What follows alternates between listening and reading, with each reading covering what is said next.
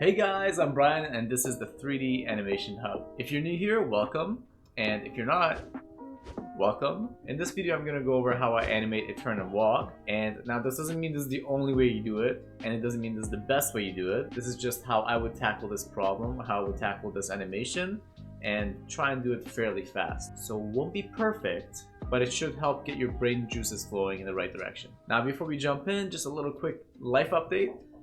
As most of you guys know, I've kind of been like MIA for the past few weeks, and that's because I've been moving. And so I'm pretty much settled in, minus this little horrendous background right here, which was foam, but I kind of taped everything and I went through this whole process. I thought everything was good. I go to sleep, I wake up, and literally everything's just on the floor. So I kind of had to I redid the top section. I'm going to be redoing this eventually, but I couldn't make it in time for this video. So just don't mind that. Next week it should be all good. But aside from that, everything else is set up and we're good to go. With that out of the way, let's jump right into this week's video.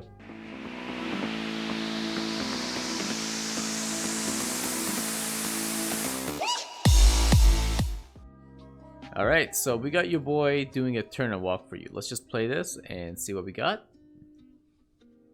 Alright, so there's a few things that I decided that were important in this, and we're going to tackle them one by one, don't worry. After this reference analysis, we're going to go ahead and take a look at the blocking I came up with, and once the blocking is done, I'm going to have the blocking animated, and I'll have the entire animation raw footage of me turning the blocking into animation on Gumroad. There'll be a link in the description for you guys. I'll share some more details about that a little bit later. But for now, let's take a look at this reference. So what's happening here is I'm turning my head, and as I'm turning my head to where I want to turn, I'm also tilting my body, tilting my center of gravity to the screen right.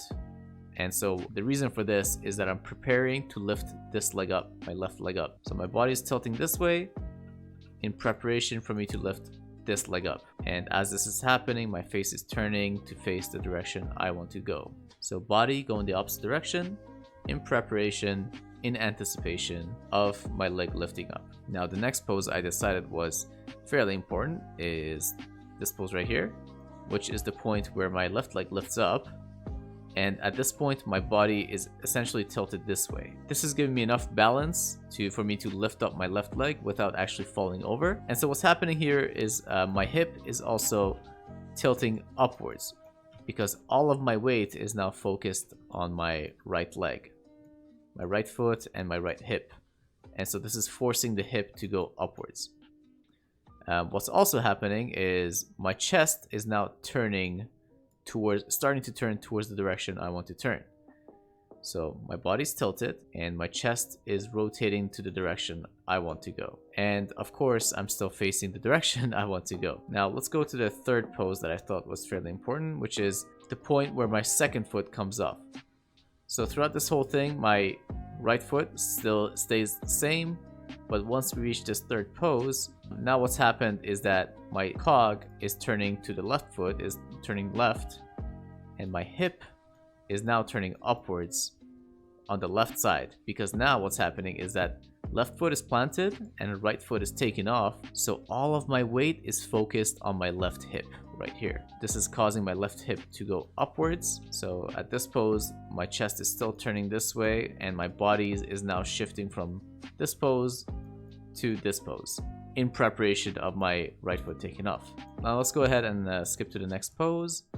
So now our left foot is planted and our right foot takes off, and we have this pose where it's the first contact pose of our previously right foot, and this is the point where our left foot is about to take off. And I'm gonna go in a little bit more detail in the blocking section of this and walk you guys through exactly what's happening at each of these poses.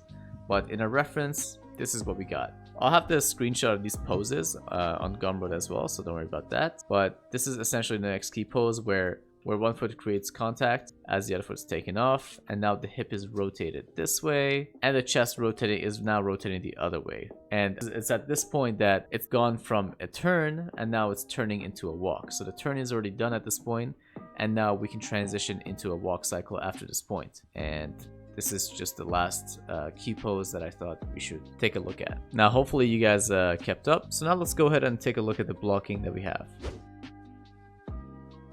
Alright, so we're in 3D view now, and I want to go over a few things I want you to keep in mind when you're working with this rig, or at least a few things I did before starting my animation. The first thing you want to do is click on this gearbox above the character's head. On the side, make your way down to the face, and go ahead and turn on pretty much everything. This is if you want face animation, that is. Next, we're going to make our way to the back of the character. We're going to click on the character's center of gravity, and we're going to change this from, when you start this up, it will be on 1, it will be on IK. We want to change this to 0, which is FK. Now that it's FK, we want a hip control for the character, so we're going to go to the very bottom control, the very bottom spine control, and we're going to make isolate hip 1.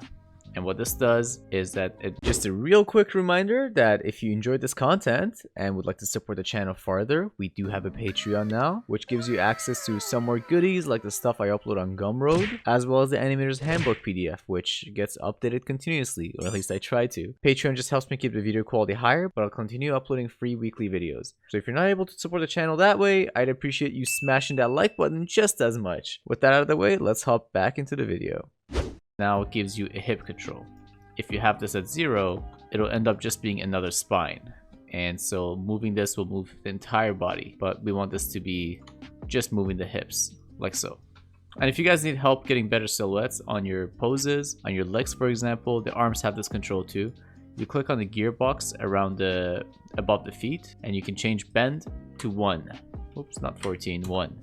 And what this does is that it gives you extra controls that can help bend your leg to create a more appealing pose. Alright, with all that out of the way, let's jump into blocking.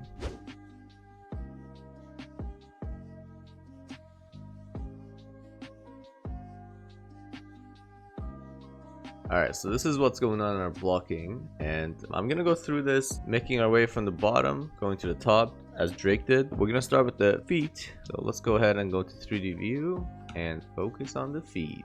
We're gonna go through this one pose at a time essentially. So the difference here between my pose 1 and pose 2, starting with the feet, I move the character's heel towards the direction she's shifting her weight as a bit of an anticipation that she's not planning to have any weight on that foot really soon. So all that's happening here is that the feet is shifting slightly towards the direction that her body is shifting in. The tip of the toe is still in stationary, it's just the back of the foot that's moving. Now moving on to the cog, the only thing that's happening with the cog here between these two poses is that the cog is being translated on the x-axis away from the foot that's about to be lifted.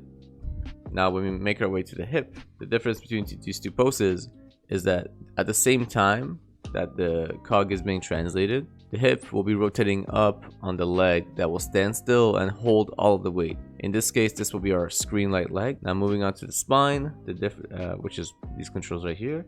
What's happening with the spine is we have her spine rotate on the z-axis, that would be the blue, away from the foot that's about to be lifted. So it's slightly being rotated on the z-axis away from the foot that's about to be lifted. And it's also rotating a bit on the y-axis. That would be this green line right here, towards where she's planning to turn. So she's tilting a bit forward just a little bit, and then she's tilting a bit away from the foot that's about to be lifted. And when we make our way to the head, there's a major rotation on the y-axis. In this case, the orientation of the head is different, so the y-axis for the head is the rotation across. Again, it's the y-axis is the green line. So there's a major rotation on the y-axis towards where she's planning to turn, and a slightly less major turn on the x-axis, tilting away from the foot that's about to be lifted, to try and create a better balance for herself so she doesn't tip over when she lifts off that foot. So moving on to the pose differences between 2 and 3, it's happening here. Again, making our way up from the feet. Our screen left foot lifts off the ground, making the screen right foot stiffen, meaning the leg stays straight and the foot basically just doesn't move. And so when we make our way to the cog, how the cog reacts to this is that the cog translates a bit on the x-axis towards the foot that just lifted off the ground. The weight of the leg is pulling the character back slightly in that direction. So the character is translating away, then once the leg is lifted off, it's harder for her to maintain her balance considering her leg is now stretched out to the other side. So she's just letting the weight of the leg carry her back a little bit towards that direction. And what's happening here with the hip, since we're just slowly making our way up, the hip is rotating on the z-axis, and if you guys remember, z-axis is the blue line right here. It rotates up even more on the foot that's carrying all the weight, the foot that's planted on the ground, and our screen right foot. Her spine rotates even more on the z-axis away from the foot that's lifted, and it's creating something of a curve going the opposite direction. And also it's rotating a bit more on the y-axis, so it's tilting a bit forward. It's slowly trying to turn to the direction she wants to.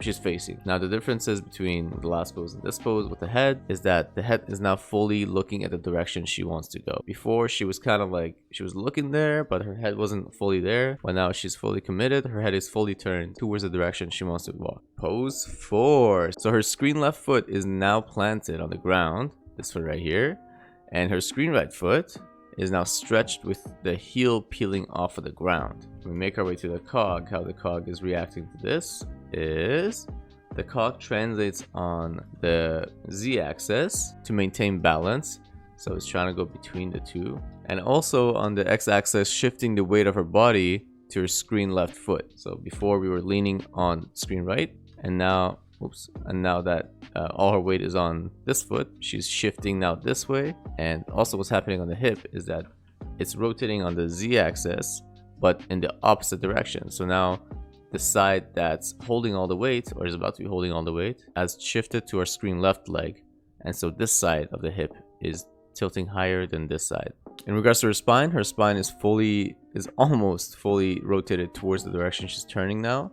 It's creating a soft kind of C curve with a clear line of action starting from her screen right foot, making its way up to the head, and the head is essentially just focused on the direction she wants to go. Now making our way to pose 5, her right foot, and notice I'm not saying screen right anymore, the character's right foot is fully planted as she brings her left foot over for a passing pose, and the cog is now fully facing the direction where the character has turned to. And since all the character's weight is now on her right foot, again, not screen right, her right foot, the character's right foot, the cog is translated on the x-axis, and now our x-axis kind of changes, x-axis towards the supporting leg. So she's tilted more on her left side, or on her right side, to try and create a balance and try and create enough center of gravity for her to lift that foot off and not fall over.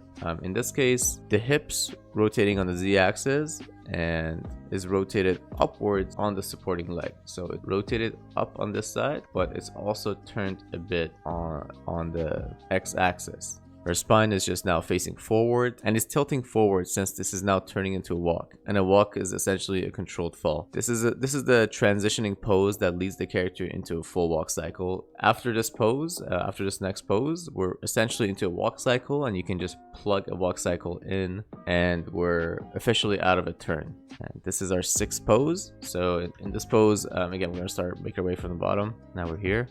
So our 6th pose is now a contact pose for both feet, and from this pose out, again, we can fully transition the character into a full walk cycle. The only difference being the character's right foot is now rotated at a bit of a weird angle. We're talking about this foot right here. It's rotated at a bit of a weird angle just because we're coming out of a turn, right? And you can't shift your feet if it's the only feet that's giving you balance. So that feet has to stay in that position until the other foot's landed. Then we can rotate this feet in our next pose. And our next pose is just essentially a full walk cycle. You can plug a walk cycle and transition this into that, and you can fix the feet manually. And so what's happening with the cog here in this pose is that the cog is in between where both feet are touching. So since both feet are touching the ground, the cog is translated on the x-axis to the middle of both legs to hold balance. The hip in this case is rotated on the x-axis, and so it's leading with the leg that's forward, as well as rotating on the z-axis.